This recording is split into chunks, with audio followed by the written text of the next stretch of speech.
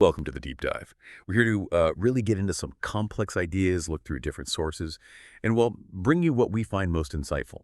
Today, we're stepping into territory that's deeply personal for so many people, maybe even sacred. It's about a journey, one that often starts in a pretty dark place, right? That desperate search for hope when, everything else seems to have failed. We're talking about looking for something bigger than ourselves, that quest for a higher power. In this deep dive, it's really sparked by the kinds of powerful stories and truths you find in books like Came to Believe. That book, it just beautifully captures the really personal, incredibly different ways people find this spiritual connection. So our focus today is understanding this idea, this transformation, especially how it connects to the second step in recovery programs. It's a pivotal one. Our mission really is to explore these unique paths, celebrate just how diverse belief can be, and maybe reinforce something comforting. There isn't just one right way to find the hope this step offers. We'll look at why this kind of spiritual opening becomes so vital and what it actually looks like for different individuals. We've got personal stories, some psychology insights, foundational texts, a real mix. Yeah, it's definitely more than just theory, isn't it? At its core, this is about a huge shift in how we see ourselves, how we see the world. It's recognizing that, okay, the principles might be shared, but the actual experience, that stays incredibly personal. It's kind of a testament to the human spirit's ability to grow, to connect. The ways people find a higher power are just as varied as the people themselves. And honestly, that's a massive strength, that inclusivity and recovery. Absolutely. So let's jump right in. Let's really try to get why this journey isn't just, a nice idea, but often becomes absolutely essential, like for survival. We'll kick things off by looking at that wall people hit, the impasse of self-will, that point where trying harder just doesn't work anymore. Okay, so let's unpack this a bit. That raw admission in step one, saying, I'm powerless, it's not weakness. Not at all.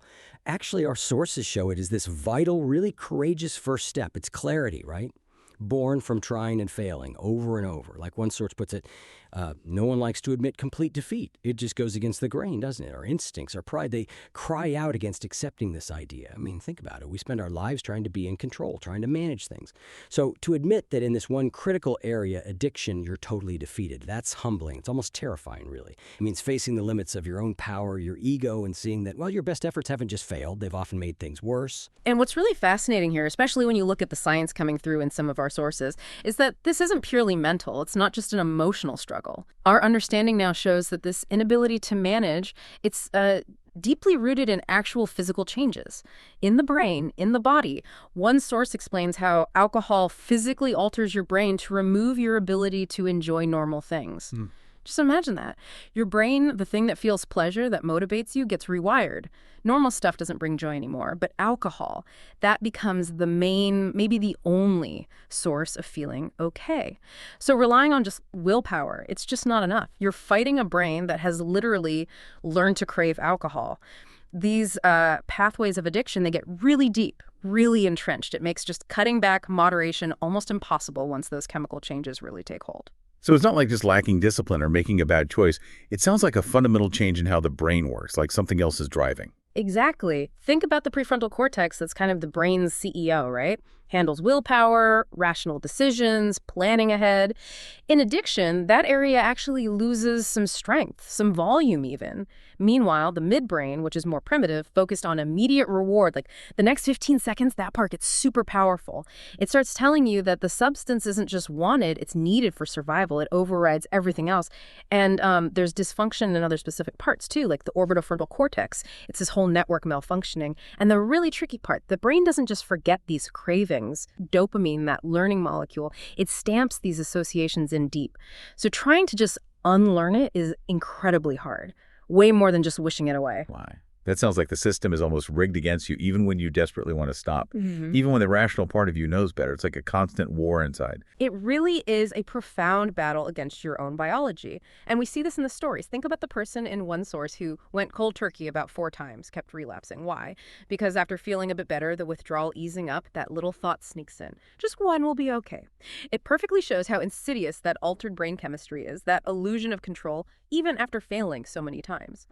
Or consider the person described in another source, the one who spends more time controlling their drinking than anybody, making rules, planning, rationing, but then still rewards himself by slopping over after a period of success.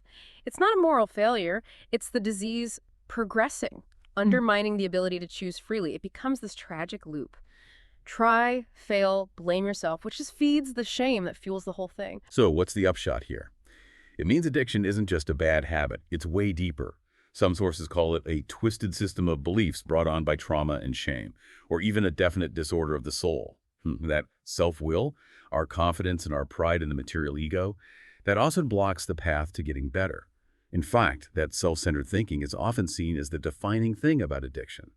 Step 1 cuts right through that by forcing that admission. I can't do this alone. And that, paradoxically, opens the door. It's like one source points out, the people who most need to control their drinking are the ones least able to. It's not about blame. It's about understanding the depth of the problem and realizing something else is needed, a different kind of power. Which brings us right to that critical question. Okay, how do you get from that place, total unmanageability, convinced only self-will works, to being, well, willing to believe in something more? Our sources keep pointing to this. Often, not until you have failed can you learn true humility. It's in those moments of absolute desperation, feeling paralyzed with fear or stuck in limbo, like one source describes it, that seems to be the necessary starting point. It's when all your own plans, your own efforts to save yourself have just completely run out of road. Like that powerful account from David Brainerd being brought quite to a stand as finding myself totally lost. That gut-wrenching moment where you realize, it was forever impossible for me to do anything towards helping or delivering myself. It's in that total surrender, that kind of spiritual bankruptcy, that the door to belief can finally maybe just start to creak open a little. And this is where it gets really interesting, because you see this exact thing in the story of AA's beginnings, Bill W.'s turning point. It wasn't some logical argument that got him. It was his old friend Ebby showing up.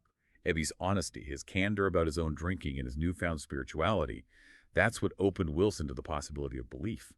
Picture Bill, lying there in the hospital bed, still fighting it. His first thought when Evie starts talking spirituality is basically, let him rant. My gin would last longer than his preaching. Cynical, right, resistant, but something shifted in that conversation. Not like a lightning bolt, but an opening, a crack in that wall of self-reliance. And that, combined with what his doctor, Silkworth, had said, give them the hard medical facts first to soften them up, then maybe they'll consider moral psychology ideas, and even a higher power.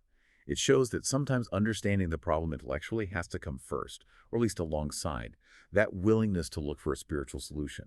You have to be broken open enough to even consider another way. Exactly. And the process, it often starts not with this sudden embrace of faith, but just stopping the fight, stopping the internal argument. There's a quote in one of the reflection books that captures this perfectly. The minute I stopped arguing, I could begin to see and feel. Ooh, right there. Step 2 gently and very gradually began to infiltrate my life. I can't say upon what occasion or upon what day I came to believe, but I certainly have that belief now. And how did they get it? To acquire it, I had only to stop fighting and practice the rest of AA's program as enthusiastically as I could. Woohoo! That really highlights something key. Belief isn't always this big dramatic event. Often it's gradual, it unfolds through experience. The crucial thing isn't forcing yourself to believe something you don't, it's just stopping the resistance. Becoming willing to entertain the possibility of a different answer, like trying to solve a puzzle by jamming the wrong piece in again and again versus finally stepping back and letting the pattern show itself. That's a really important distinction. It's not forcing belief. It's creating the space for it. It sounds like surrender, not just to being powerless, but surrendering to the process of looking for a new kind of power. Precisely. And people often describe this experience as a glorious release from being all alone, a huge shift from that anxious apartness to feeling like you belong, finding true kinship when you can finally talk honestly about your struggles. Addiction is incredibly isolating, so this connection is profoundly healing. It's realizing that, as one source puts it, God never forces anyone to do his will, but his help is ever available, but has to be sought in all earnestness and humility. Understanding that is key to taking that step away from the crushing weight of isolation towards connection with a higher power, yes, but also with other people. Often it's right at rock bottom. There's an account of someone desperate, depressed, with all the fight knocked out of him, just becoming willing to try anything because the alternative was unthinkable institutions, insanity. In that state, that profound humility and openness, the door finally swings open, the resistance just drops, and this new kind of openness takes over, fueled by just a tiny flicker of desperate hope. Okay, now let's talk about that phrase, higher power. This is maybe one of the most, liberating parts of this whole thing. And it's absolutely foundational to why it works for so many different people. Our sources really stress that when the word God appears in steps 3 and 11, it's followed by the only italicized words in the steps, as we understood him. That little phrase, it's huge, it's intentional, it's an invitation, not a commandment. It's radically different from dogma. It emphasizes that AA works for people with very differing views, and crucially, honesty gets us sober, but tolerance keeps us sober. This openness is what lets everyone, an atheist, deeply religious folks, everyone in between. It deliberately frames itself as spiritual rather than religious, to welcome both the temperamentally non-religious and the personally religious. It neatly sidesteps all the arguments about organized religion. It just acknowledges that finding a power greater than yourself, that's your journey. It's personal. It really is remarkable just how broad and deeply personal this understanding can be. It mirrors the huge variety in human spirituality, really. And it lets countless people connect with something beyond their own limited self. Our sources give us so many examples of how people find this higher power. It takes incredibly diverse forms. For many, sure, it aligns with the traditional deity. They connect with a loving father, like you might find in religious texts. But it's often a shift, right? It ceases to be the distant potentate who deals with groveling slaves, as one source beautifully phrases it. It's not about fear anymore. It's about a relationship with a caring, benevolent force. Early AA members, for instance, they often already believed in God, but the program taught them how to act like they did by honestly asking for help, accepting it, recognizing the strength in that faith. For them, faith became an action, a daily practice of trusting a power they understood through their existing beliefs, but maybe now with a closer, more personal connection. And the really cool thing is, it doesn't stop there. It goes way beyond those traditional, often male ideas of God. Oh, absolutely. We see people who connect with a feminine or non-gendered power. One source talks about a woman finding comfort in God with feminine power, feeling she could cooperate with that spiritual force in a way that just clicked for her. Another woman, Maureen, speaks about asking the Great Spirit for wisdom, seeing her higher power not as a he or a she, but as this beneficent spirit she trusts and wants to honor by being her true self. It just underscores how individual it is. It's Right. about finding what resonates with you personally, spiritually. Forget the labels or the usual pictures. Does it speak to you? Does it feel like a source of strength? That's what matters. And for others, especially maybe early on when things are still really raw, the idea can be much more immediate, more tangible almost. Like one source points out that sometimes if only our AA group can be that higher power, the power that can do the hitherto impossible job of staying sober. Yeah. If you felt completely alone in your addiction, walking into a room of people who just get it, who've been there, who are recovering, that can be a revelation. That's such a powerful first step for so many. That mutual sharing, concern, and caring for others in the group, it becomes this natural gift. It provides that crucial sense of belonging that was missing before. For someone new, just seeing people who have recovered, who are living again, that's concrete proof it's possible. The collective strength, the shared wisdom, the support, that whole energy of the group, yeah, that can absolutely feel like a power greater than yourself, one that can do what you couldn't manage alone.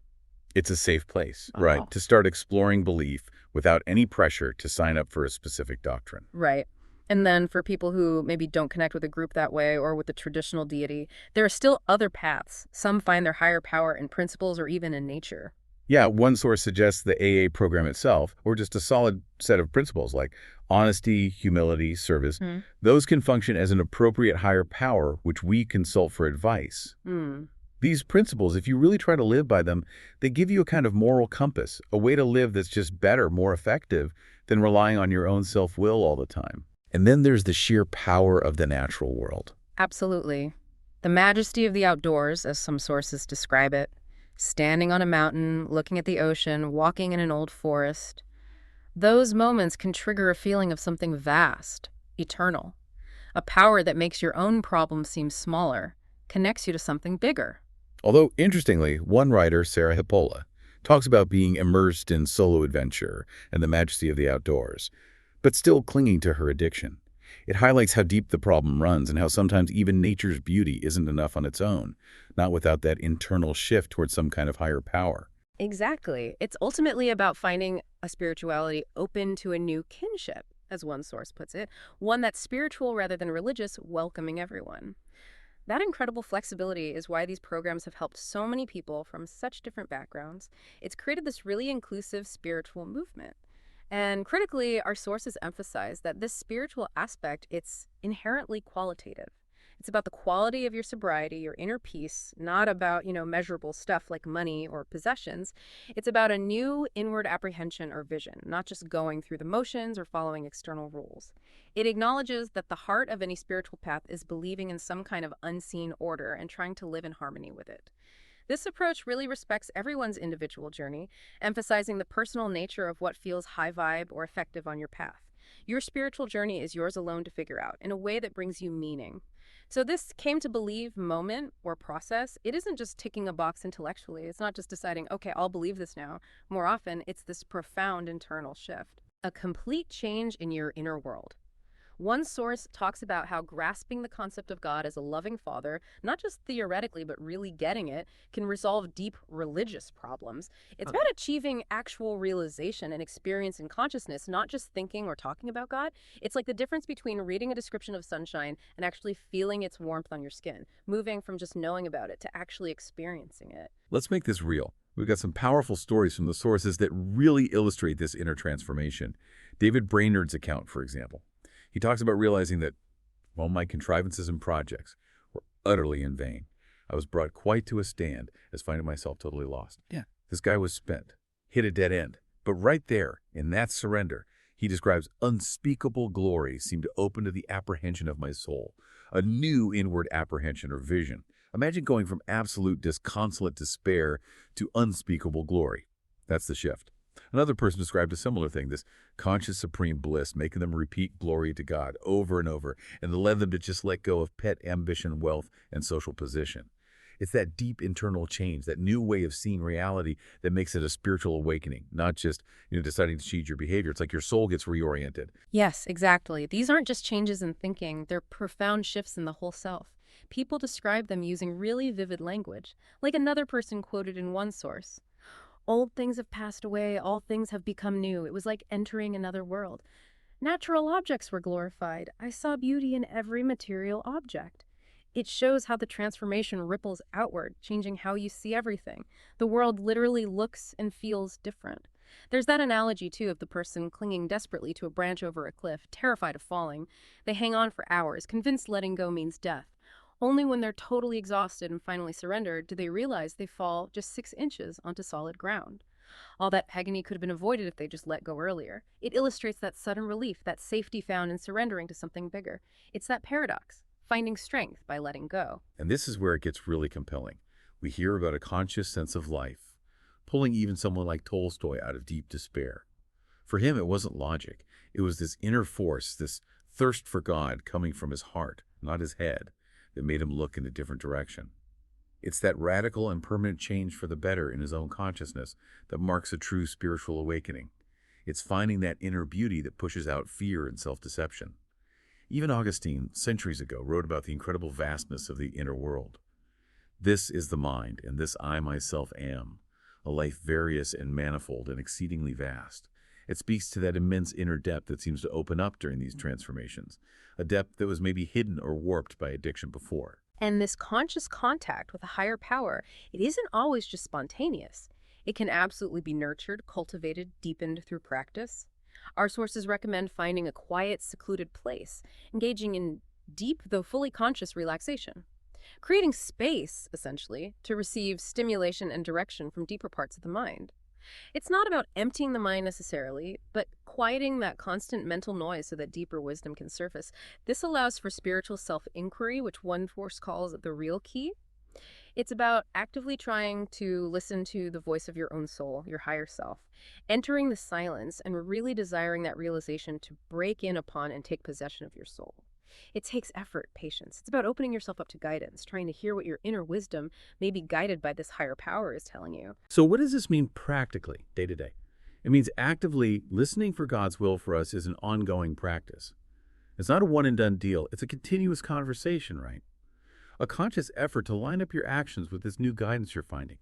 It's about quietly placing of the difficulty and worry in the divine hands, letting go of trying to manage everything yourself. Trusting, as one source puts it, God like a child who places his tangled skein of wool in the hands of a loving parent to unravel. Imagine the relief. Handing over a problem you've wrestled with endlessly to someone infinitely more capable. It's about moving from fear and relying only on yourself to this unquestioning confidence that there's a benevolent force helping guide you. It's this continuous active relationship with that spiritual connection. And it can lead to a life that feels, well, infused with more light and purpose. Exactly. And that spiritual awakening that comes from these steps, it's not the end point. It's really the beginning of this evolving, ongoing process of growth. It brings an ease in living, an acceptance and serenity that can fundamentally transform the way we experience self, relationship, sexuality, and spirituality. It changes everything. This inner work helps you see that the truth I've avoided is my own inner beauty, replacing the fear and shame with self-acceptance. That's a core message. It's about finding and embracing who you really are, shedding all those defenses and self-lies that addiction built up. And the peace it brings isn't just passive. It's described as this added dimension of emotion, this enthusiastic temper, a vibrant, active way of engaging with life, not just passively accepting things. It's like finding your own personal spiritual recipe, right? A unique mix of practices, beliefs, things that feed your soul. As one source says, everyone's journey is different. It involves rituals, prayer, meditation maybe, but it recognizes that spirituality evolves from groping, from trying things out, seeing what works for you. Yeah. It's not a rigid formula. It's alive. It's about actively seeking serenity where it can be found. And the serenity prayer, which is so well known, becomes more than just words you repeat. It becomes a daily tool. God grant us the serenity to accept the things we cannot change, courage to change the things we can, and wisdom to know the difference. That's not passive resignation at all. It's an active guide for living. It helps you figure out what's yours to handle and what needs to be turned over, freeing you up to focus on what you can do. And this ongoing journey, this continuous effort to apply spiritual principles is absolutely vital for lasting recovery. Some sources talk about the danger of two-stepping, just doing step 1, admitting powerlessness, and maybe a bit of step 12, carrying the message, but skipping the deep personal work of the other steps. The real goal isn't just to stop the substance, it's to have that profound interchange, which means actively avoiding clinging to something we will not let go, and instead continually ask God to help us be willing. There's a great story about someone sober for years but still terrified of elevators. They finally asked for help with the fear, and then in a moment of helping someone else in an elevator, the fear just vanished. It showed them that willingness was the key. It's not passive. It's this active, ongoing engagement with life, trusting that power even with the small everyday fears. This whole process also helps develop these essential qualities, virtues, that really change how you are in the world. Humility, for instance, is defined beautifully in one source, not as thinking less of yourself, but simply as my acceptance of myself. That's powerful. And honesty, not just with others, but really being honest with yourself, is freedom from self-deception. It's about taking responsibility for my own life, but also learning to trust that my higher power has a better grasp of what's good for me than I do. Realizing, as another source notes, that relying too much on people doesn't work because everyone is fallible. Shifting that ultimate reliance to a higher power brings real stability. That ongoing self-check, admitting when you're wrong quickly, like in step 10, becomes liberating. It frees you from the lies and guilt, lets you live with integrity. And ultimately, this brings us right back to why step 2 and the whole spiritual journey it kicks off is so transformative. It replaces that crippling fear with a sense of dignity and humility. It allows us to finally let go of the toxic guilt and shame. It connects us to this life force, an energy, a spirit, connecting us to ourselves, to others, and to the sacred in our lives. It's this continuous unfolding of connection, always remembering that God never forces anyone, but help is ever available but has to be sought. It's about moving away from the self-centeredness that fuels addiction towards this open-hearted way of being where you're not just willing but actually eager to grow, evolve, and live connected to something bigger than just yourself. So today, we've taken a really deep, wide-ranging look into this incredibly personal journey of step 2. We've seen how came to believe isn't usually one big flash, but more of a continuous unfolding. A growing connection to a higher power, however you happen to understand that power. We've explored how letting go of that illusion of self-will really does open the door to hope, to peace, and to this inner transformation that brings genuine freedom from addiction's grip. It's just a powerful reminder of our capacity as humans for change, for connection, for spiritual growth. And as we wrap up, maybe hold on to that beautiful thought from William James. Different men may all find worthy missions, each attitude being a syllable in human nature's total message. It takes the whole of us to spell the meaning out completely. So thinking about your own path, maybe ask yourself, what new syllable of spiritual understanding might you be ready to explore right now? And how might you, perhaps, share your unique part of that human message with the world? Something to ponder. Thanks for diving deep with us today.